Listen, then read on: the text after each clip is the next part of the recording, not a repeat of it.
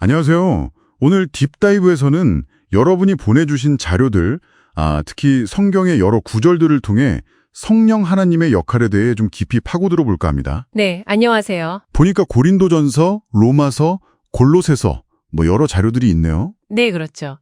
이 자료들은 성령께서 그 신자의 삶 속에서 구체적으로 어떻게 작용하시는지에 대한 어떤 해석들을 담고 있습니다. 좋습니다.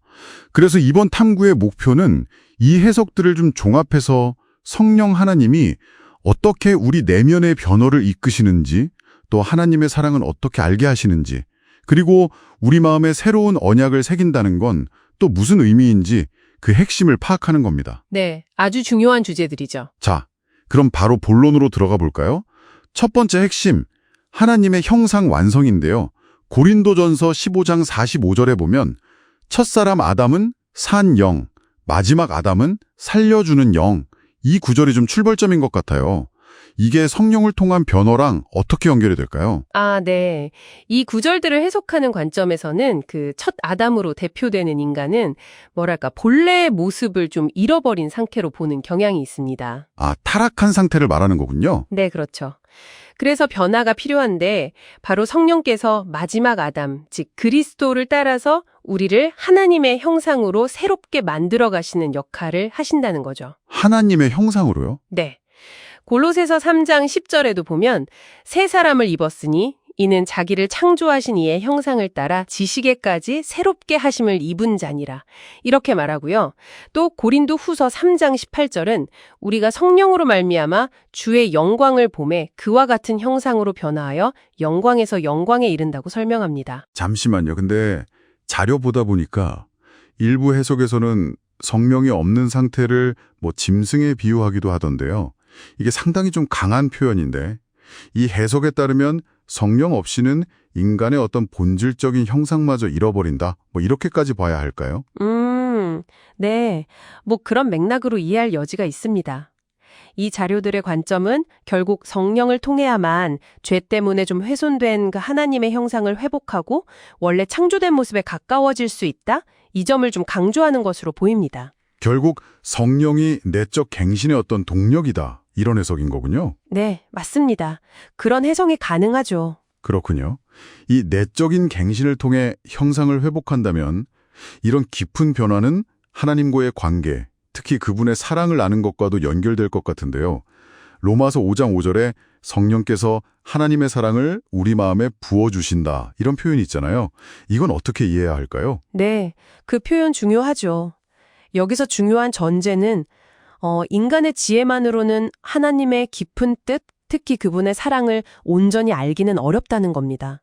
스스로는 알 수 없다. 그렇죠. 고린도전서 2장 11절 비유처럼 사람 속의 영 외에는 그 사람의 생각을 모르듯이 하나님의 생각도 성령 외에는 알 수 없다는 거죠. 네. 그래서 이어서 12절을 보면 우리가 성령을 받은 이유가 하나님께서 우리에게 은혜로 주신 것들을 알게 하려 하심이라고 하거든요. 이 자료들은 그 은혜의 핵심이 바로 하나님의 사랑이고 성령의 어떤 조명, 비추심을 통해서 그 사랑의 깊이와 실제를 체험적으로 깨달을 수 있다. 이렇게 설명합니다. 그러니까 이 자료들은 순서가 중요하군요. 하나님의 사랑을 성령을 통해 먼저 깨닫는 것이 요한일서 4장 19절에서 말하듯 우리가 하나님을 사랑하게 되는 동기가 되고 네, 맞아요. 이어진다.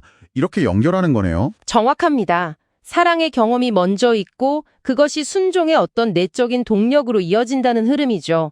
성령께서 그 시작점, 즉 하나님의 사랑 깨닫기를 가능하게 하신다는 해석입니다. 흥미롭네요.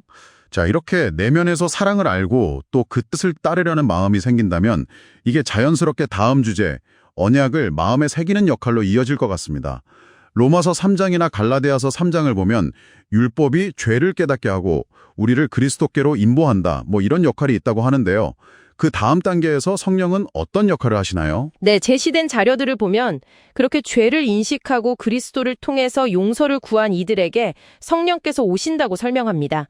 사도행전 2장 38절 같은 구절이죠. 네네. 여기서 이제 결정적인 전환이 일어나는데 과거에는 돌판에 새겨졌던 그 외적인 율법, 즉 계명을 이제 성령께서 우리 마음판에 새기신다는 개념입니다.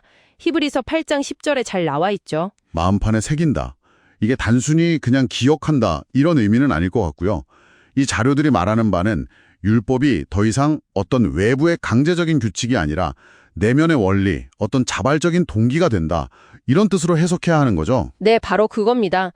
외적인 강제나 어떤 의무감에서 하는 순종이 아니라 내면에서 우러나오는 그런 순종으로의 변화를 의미하는 것으로 해석됩니다.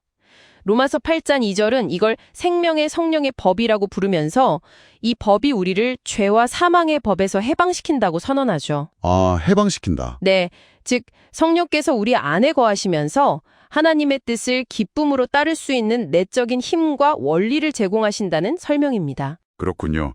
종합해보면 오늘 우리가 살펴본 자료들은 성령 하나님을 우리 내면 가장 깊은 곳에서 활동하시는 분으로 그리고 있네요. 뭐랄까, 잃어버린 하나님의 형상을 회복시키고 또 하나님의 사랑을 체험적으로 알게 하시고 그리고 그분의 법을 우리 마음의 원리로 삼아서 살아가도록 좀 근본적인 변화를 이끄신다. 핵심은 정말 안으로부터의 변화라고 요약할 수 있겠습니다. 네, 맞습니다. 정확한 요약이세요. 이 내용들은 아마 여러분께서 인간 내면의 어떤 변화 가능성이나 초월적인 사랑의 경험, 혹은 그 외적인 규칙 준수를 넘어서는 진정한 순종의 의미, 이런 것들에 대해 고민하고 계셨다면 상당히 흥미로운 관점을 제공할 수 있을 겁니다. 네, 마지막으로 저희가 함께 생각해 볼 질문을 하나 던져보고 싶습니다. 자료에서 성령께서 생명의 성령의 법으로 우리를 해방시킨다고 했잖아요. 로마서 8장 2절 말씀인데. 네. 그렇다면 성령 안에서 누리는 이 자유라는 것이 단순히 무엇으로부터의 자유, 그러니까 죄나 율법의 정죄로부터의 해방을 넘어서 구체적으로 무엇을 향한 자유, 즉 무언가를 적극적으로 할 수 있는 자유는 어떤 모습일까? 그 내적인 자유가 우리 삶에서 어떻게 더 적극적으로 표현될 수 있을지 이런 부분을 더 깊이 탐구해보는 것도 의미 있지 않을까 싶습니다. 아주 좋은 질문입니다. 생각해 볼 만한 깊은 주제네요.